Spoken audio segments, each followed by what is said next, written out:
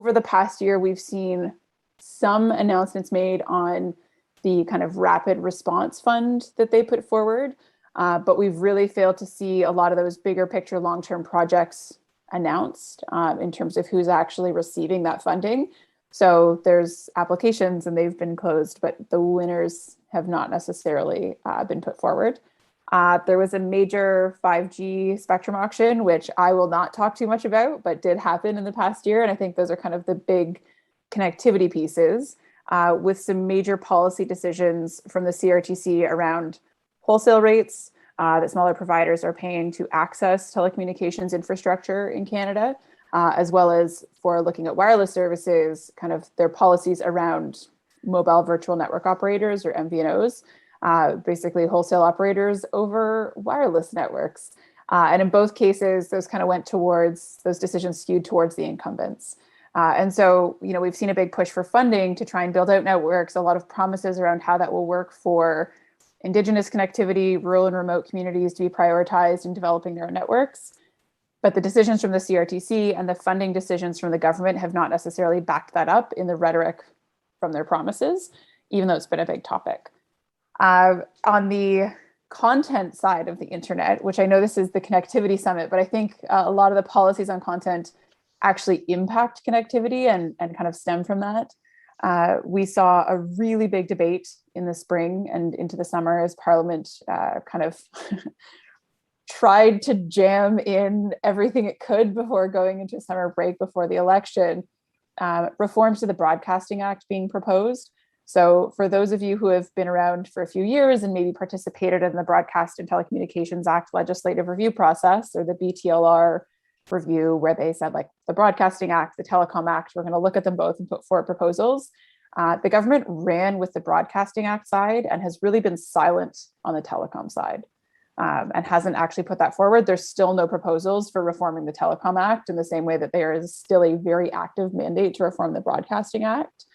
And I think on the broadcasting side in particular, there was a lot of pushback around just how far reaching that was looking. And so in Bill C-10, or the Broadcast Act reforms, it was really looking to extend regulation and CRTC regulation over content on the internet to include things like all YouTube videos, and how that would apply, not just to necessarily broadcasting standards, but also the funding mechanisms that would fund Canadian content. And so it gets into a very deep cultural policy question. But the way that those are being implemented is really reliant on people, one, having connectivity, but also who's getting the funding, the types of content that's being funded, with a lot of, again, mention of Indigenous communities as a priority area, as, Indigenous and marginalized communities will receive funding in the same way that actually kind of already exists in broadcasting policy, but doesn't necessarily have the substance to follow up on it. And then the third one I think that is kind of just of note is a lot of talk around what to do with hateful and harmful content on the internet. And I think that's kind of been in the background of people talking about it. There was a consultation that just wrapped up 4 days after the federal election, which was a great time for anyone who was trying to submit on it. So to anyone who did, thank you, because I think I pressured a lot of you into putting something in and really, really appreciate it if I didn't get a chance to say that to you yet. And then now we're looking at kind of what the government's agenda is moving forward. Did I miss anything? No, I think that was great. One of the reasons I wanted to have at least mention of online harms and C-10 is because that seems to be where the focus is right now for the government. I don't know if anyone was at the ISP summit last month, but Conrad von Finkelstein, who's a former chair of the CRTC, had said, why are they putting their, beyond paraphrasing here, why are they putting so much effort into this when what they really need to be doing is helping people connect to the internet?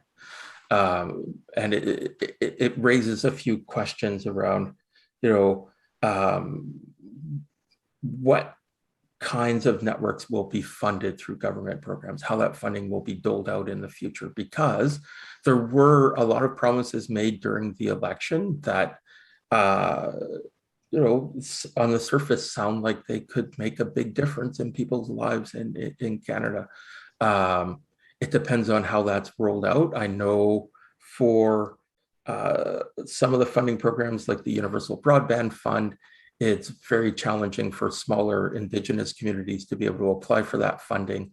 The criteria exists seemingly to exclude them from applying as opposed to helping them get connected. Um, Laura, what do you see over the next few months, the next 3 or 4 months? So in the Liberals platform, they made pretty clear what their 100-day promises. They really took on like a US 100-day agenda pitch to their platform. And all of the things that they pitched in that first 100 days related to the internet are on the content policy side, not the connectivity side. And I think for those working on connectivity, that's just a really important flag when we talk about those gaps in policy priorities, is when you look at the broadband section of the Liberals platform, they essentially declare the Universal Broadband Fund as a mission accomplished. Like, we did this, that goes in our win list, and there's nothing on their agenda for what they're going to do with it. And I think that's really where there's a huge gap, because there are billions of dollars that remain unspent. There are millions of households that remain unconnected or insufficiently connected. And by announcing the project, it sounds like the government kind of thinks it's done its job. And so I think that's where there's a gap. In terms of what they are prioritizing, I don't know. So I'm putting this based on a prediction of order they will come in. But I think it's going to be the Broadcasting Act, and then online harms, and then their updates to funding the news, in particular on those content pieces, and in that order. They already have draft legislation ready for the Broadcasting Act. It passed the House. It did not pass the Senate. And then they dissolved Parliament. So it's pretty easy for them to potentially come back with the same bill or a slightly modified version of the Broadcasting Act and start there. Their online harms consultation just wrapped up at the end of September.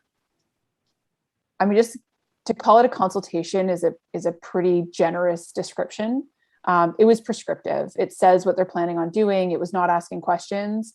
It was essentially naming their plans with an opportunity to comment on it. And the comments were pretty universally critical of what they're proposing. And so I think there's a world where that may give pause to them moving forward as quickly as they might have liked on some of their plans, because it fundamentally gets at things like website blocking and like critical internet infrastructure being used to prevent access to certain types of content without the necessary oversights being up and running and ready to go. And then the third one, which is a lot less related to, I think, a lot of the work that we're doing here, is going to be their actual plans on how to fund the news.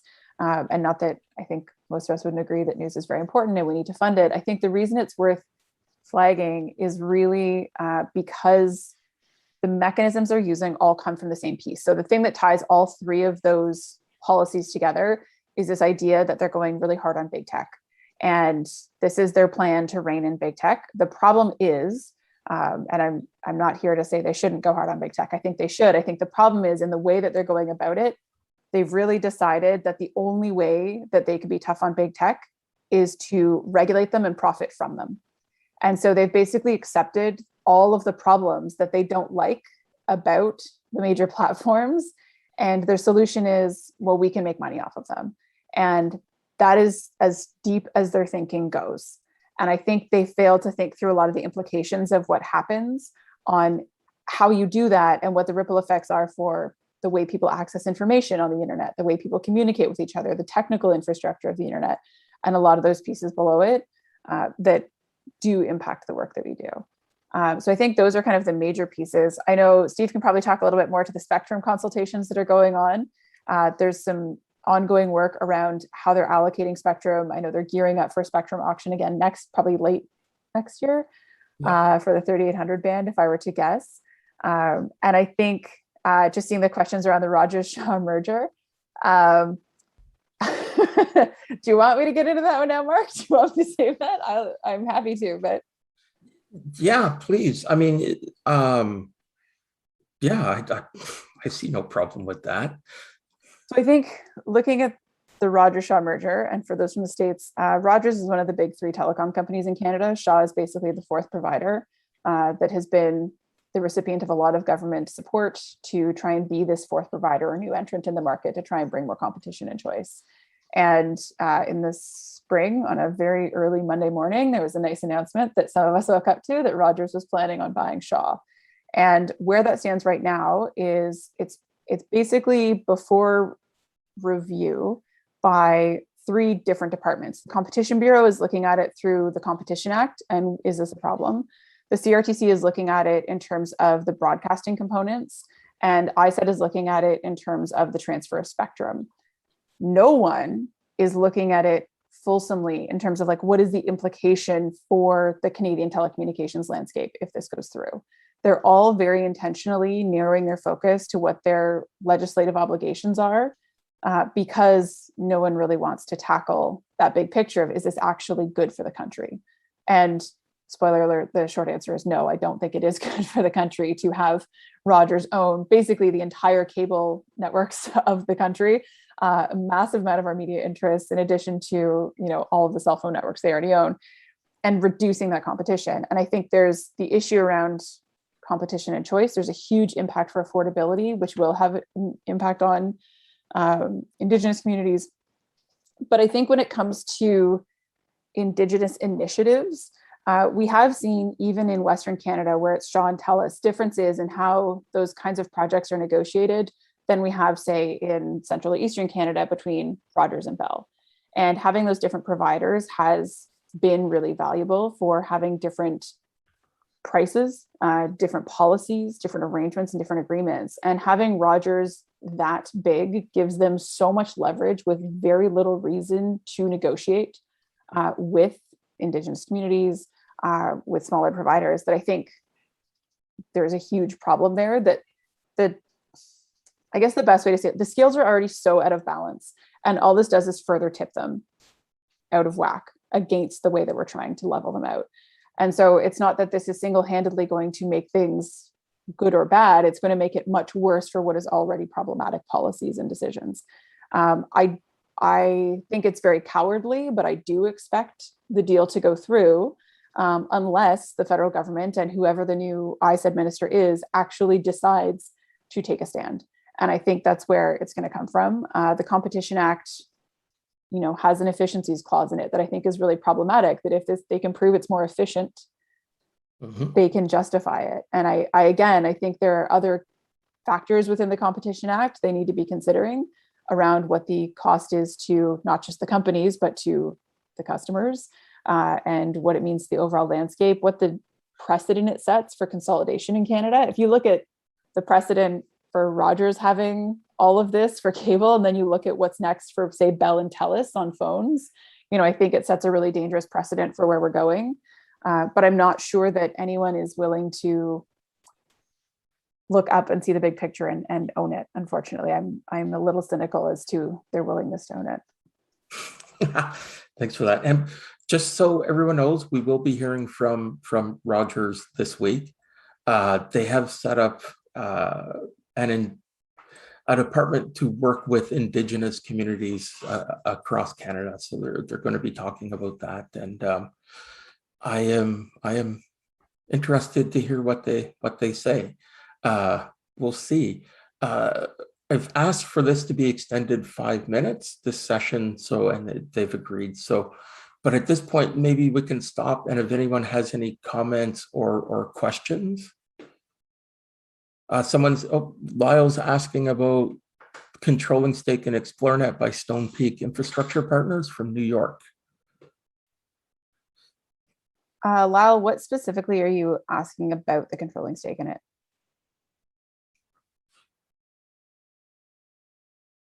Well, they sold, ExploreNet pulled down a lot of funding, for remote broadband solutions for the North.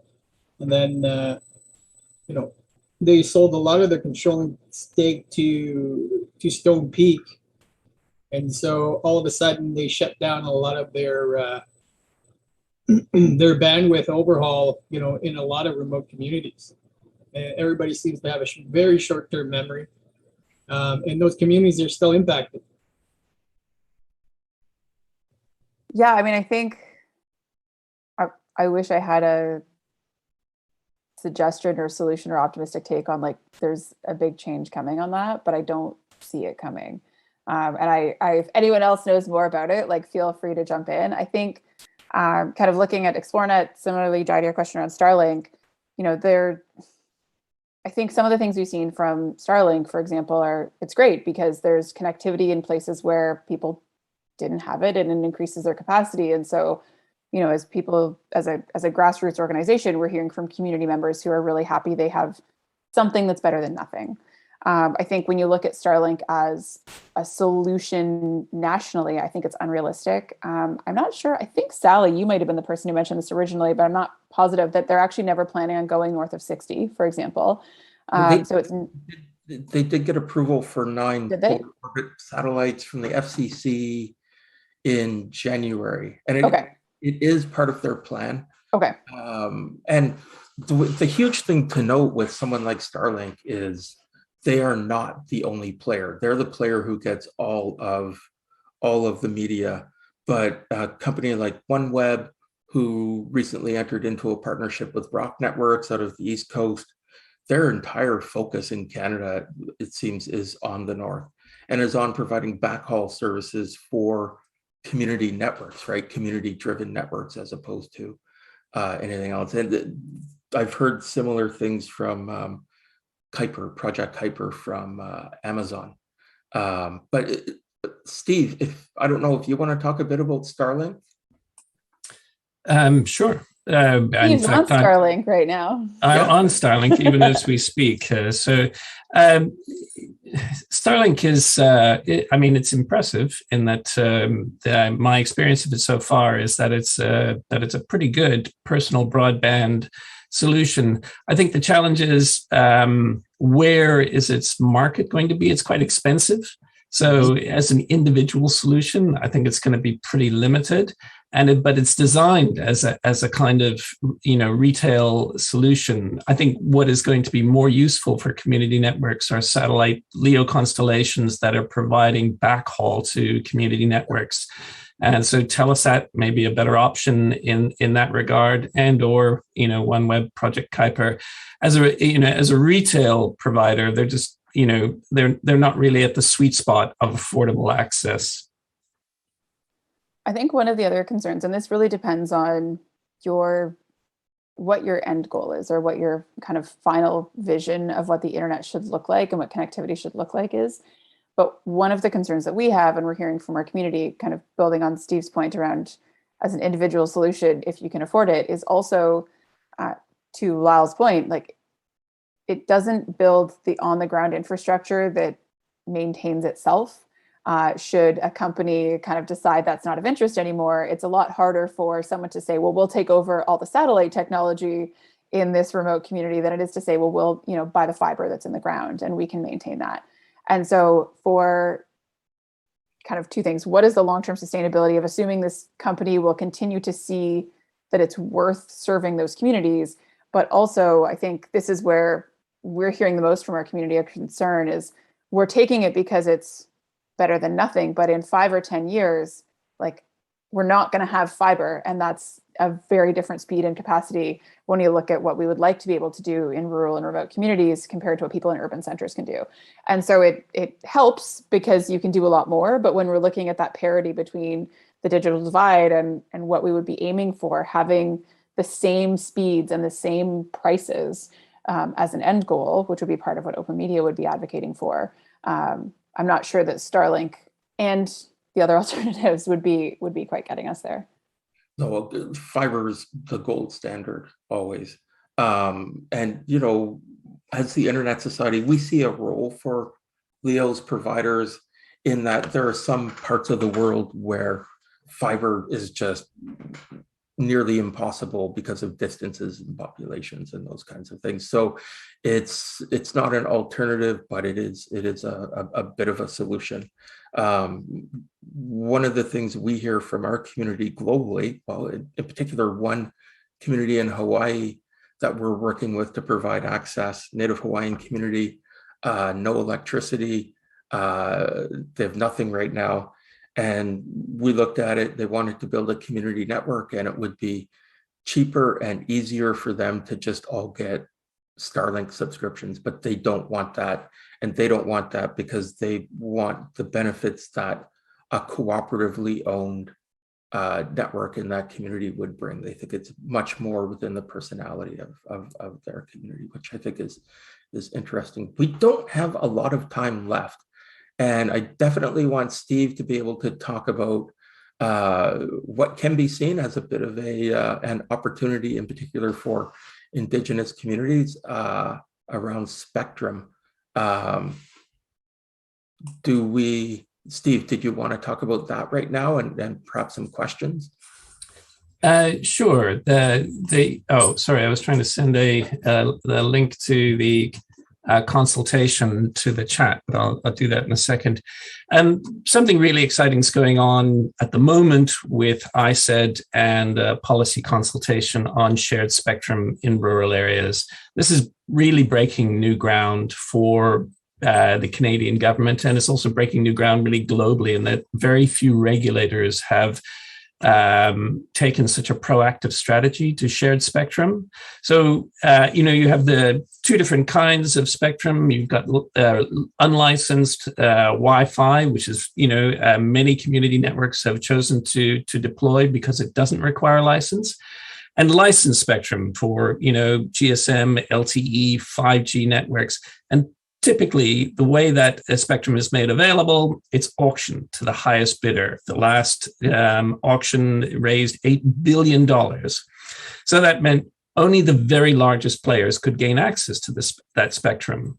Meanwhile, the cost of LTE technologies has plummeted. You can put up an LTE base station for under $10,000.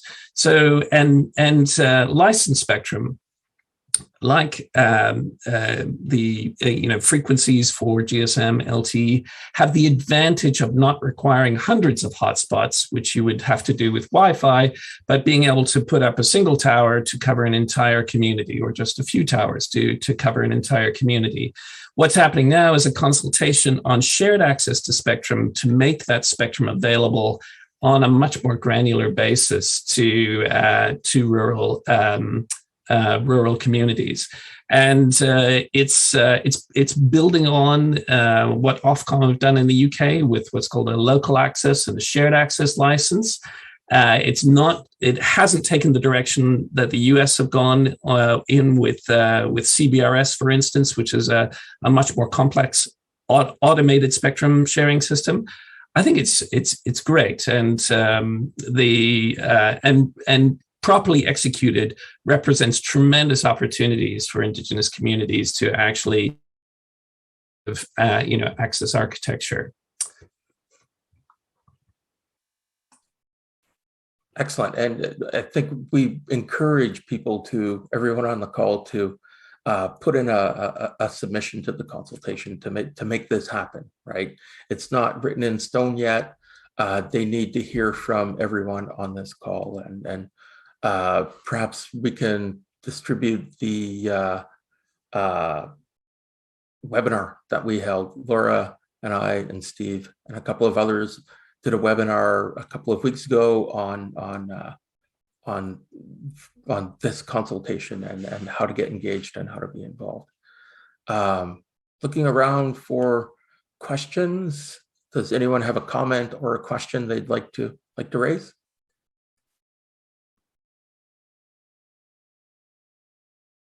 I just got an anonymous question, Excellent. which is, what can regulatory entities do to ensure they don't lose sight of the big picture if there is limited legislative jurisdiction? There needs to be political will. There is the capacity, there is precedent for regulatory agencies, for the government to expand its reach when it feels like it is appropriate or when it is warranted. But they need to feel like there is an appetite for it and that there is cover for them if they do it. And I think, when we look at a lot of the decisions recently from the CRTC, there's a lot of skepticism that there's any political will to even fulfill, in some cases, the bare minimum of their policy direction, let alone going above and beyond. But I think the biggest issue is there's no expectation from government that is a priority. And so I think looking at these connectivity issues, like if I were to leave you with one feeling prescription plan for what we need to do for the fall, it's really that we need to get quite coordinated around making some noise around what these issues are and what needs to happen, because without the noise, there is no pressure from government. There is no policy direction. There is no mandate. There is no pressure. That's not being factored into their new hires for these positions. We need to actually set the precedent for what the public is expecting of the government, and they also help apply some of that pressure to those regulators. But I think looking at, yeah, sorry. But I think when we're looking at, what is expected of them, looking at the Rogers Shaw merger is a really clear example. The government has refused to comment on it. They've been largely silent, kind of pretending it doesn't exist, saying, it's before the regulators, and no one's holding them accountable for the fact that they ultimately own this decision. They oversee all the regulators and they have the final say. And if they let it go through, they have sanctioned that decision. And I think, the ability to get them to pick their heads up is someone has to point it out to them in a lot of cases, because they are regulators and they have been given legislative priorities and statutory obligations that they are required to meet. And that is their number one job. That's the lens that they look at their work. And until they are forced to look at it differently, either from public pressure or interventions they're forced to engage with through their consultations, or from conversations they're having with the government, that's what they're obligated to do. It's the kind of box they've been put in. And there are places where they can step outside of that. There are places where it's inappropriate for them to step outside of that. And I think ultimately, the government is the one that can set that agenda and those priorities, and they need to feel the pressure first and foremost to shape the conversation and set the tone for the regulators and what they expect of them moving forward. That's why it's so important for all of us to get involved in these discussions. And when there's consultations, submit a comment.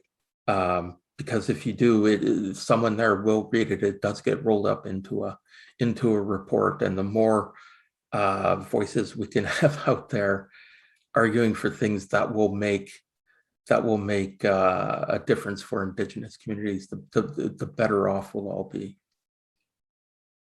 Maureen, you're asking about the session on Rogers.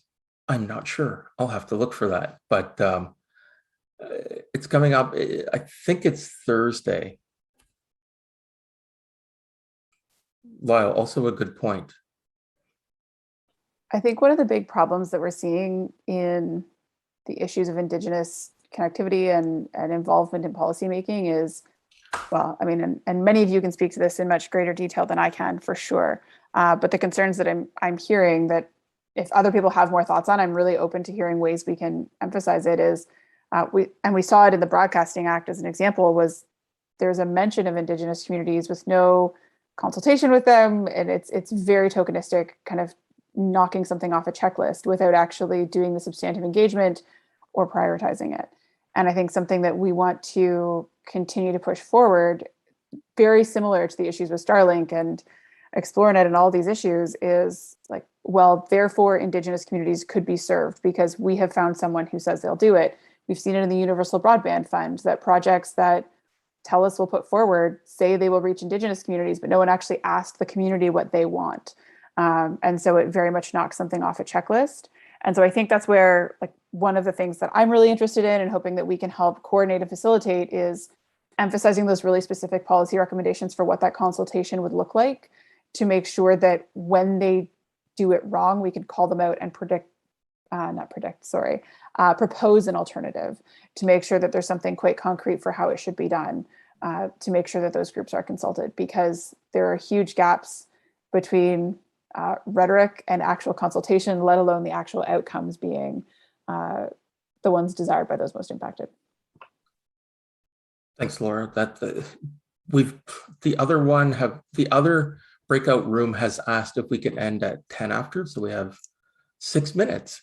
So, and I wanted to address something Sally said in the chat around bringing the axe into in line with UNDRIP, the United Nations Declaration on the Rights of Indigenous Peoples, which Canada has ratified and committed to. But also, I think the TRC calls to action. And how do she's asking, is there a working group at it? But I would throw that back to everyone.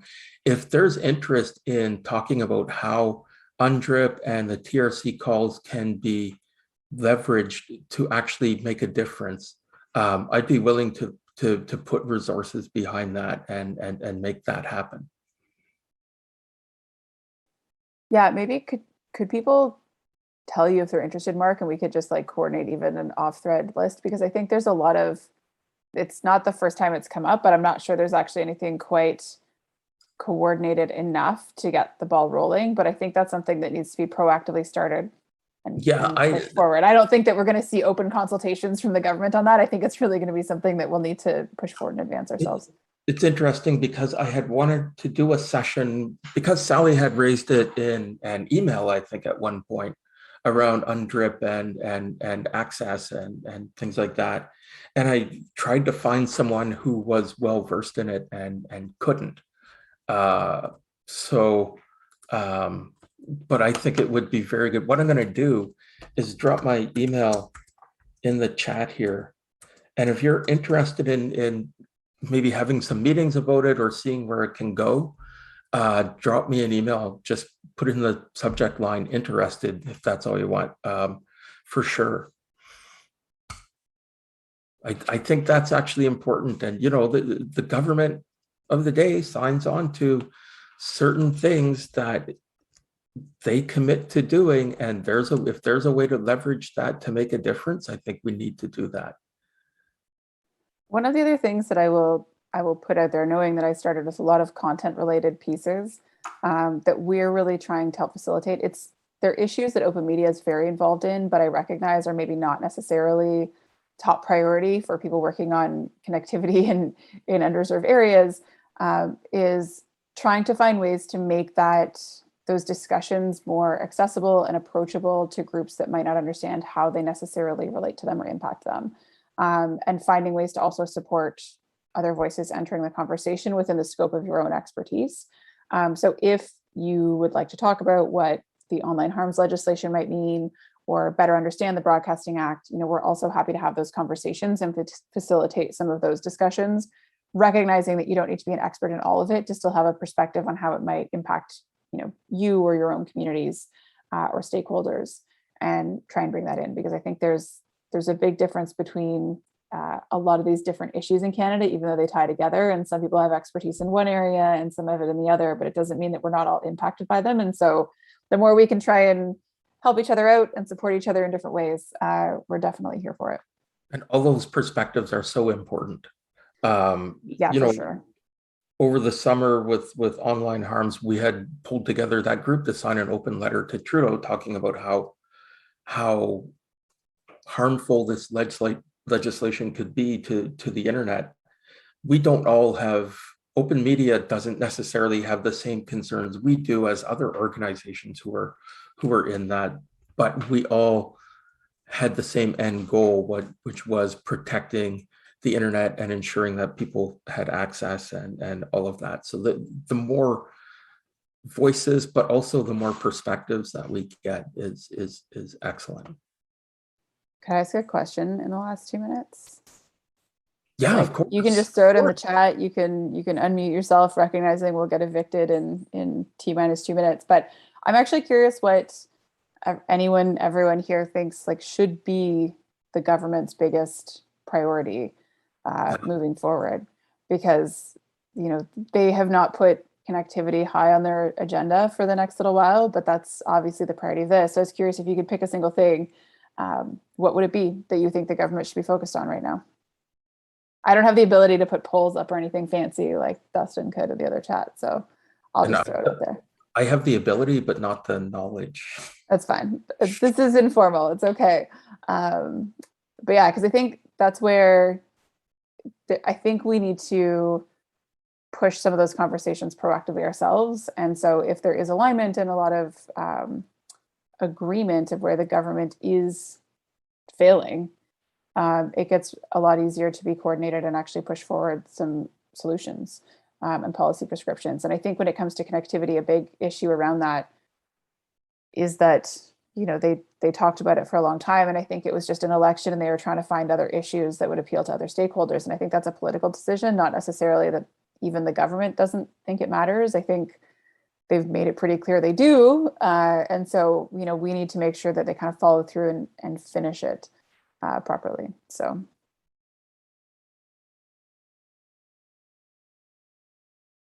I think, are we going to get kicked out soon? We hit 12:10.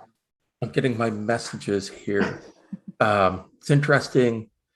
People are posting in the chat as a response, connectivity, healthcare. Yep. And to do that connectivity, yeah, that's where our energies need to be placed right now, I think. Agreed. Sure. Yeah. I don't think it's contentious. So, Steve. Oh, sorry, Sally. Are you trying to? It looks like you're trying to talk, Sally, but we can't hear you. No. Sally, we can't hear you.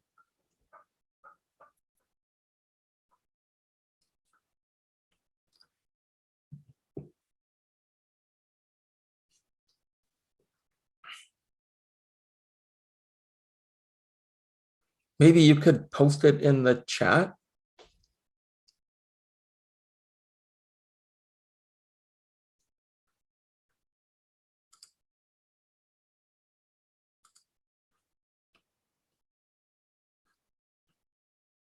Hopefully we don't get kicked out before Sally's done.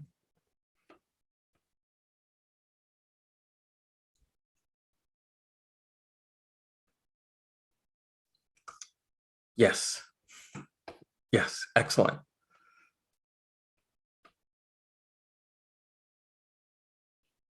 Sorry, I'm actually just reading the comments. They're very good. That's great.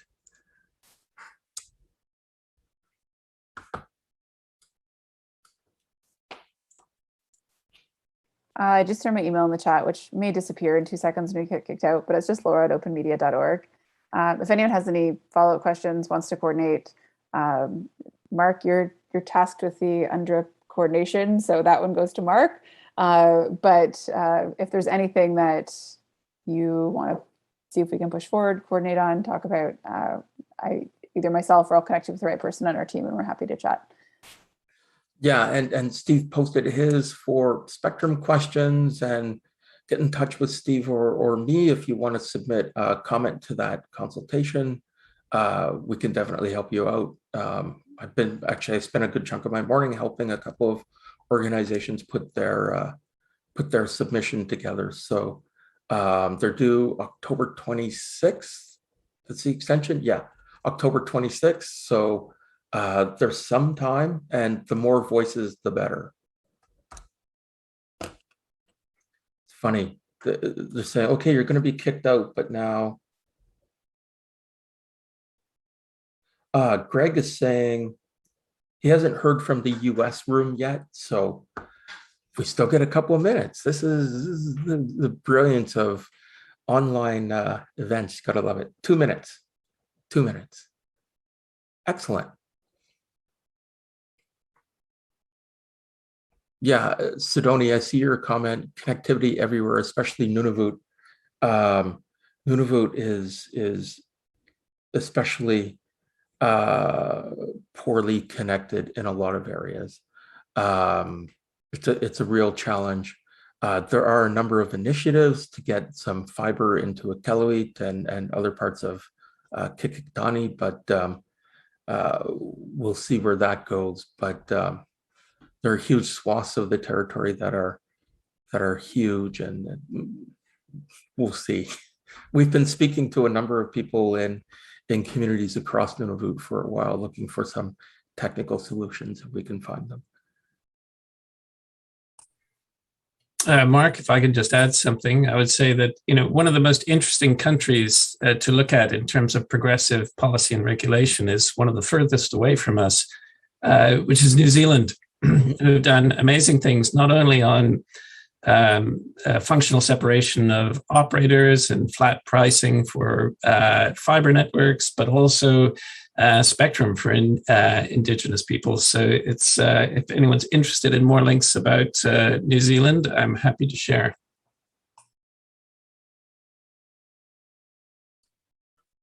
Yeah, that's an excellent point, Steve. And on spectrum, the other one to look at, perhaps not as a best practice, but as a promising practice, and one that I think Derek could speak to a lot more, is the tribal priority window from a couple of years ago, 2020, where the FCC, the regulator in the US, opened up a priority window for tribes to apply for a repurposed band of spectrum, 2.5 gigahertz, which is, it's kind of primo spectrum for community networks.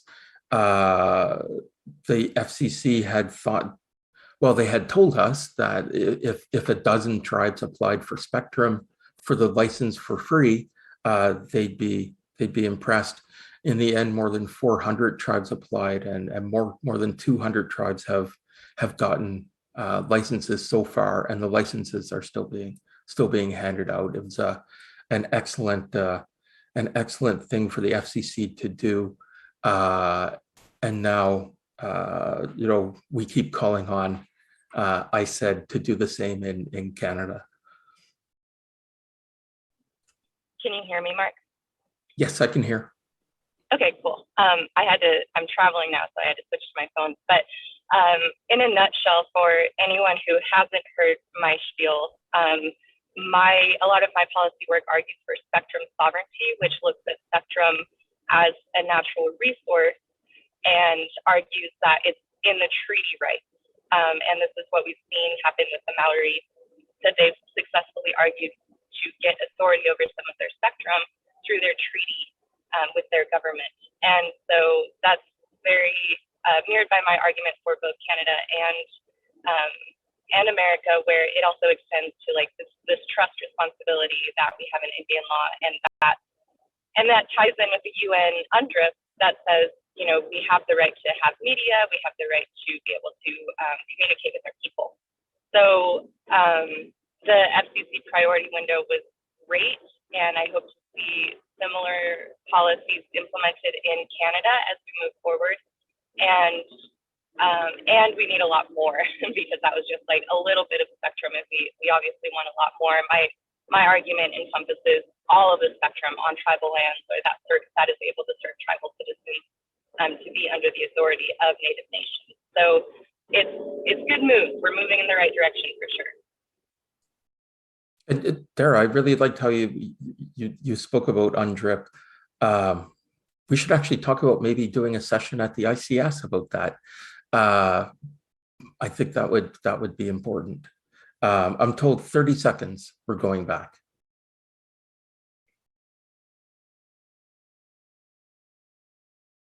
Final thoughts, final questions. This is your chance. Now we have to go back to talking about all of North America. Thanks so much for having us. And again, if anyone has any questions, feel free to send them through. But otherwise, appreciate everyone's interest. Hope to get to work together again soon. Thank you, everyone. See you on the other side.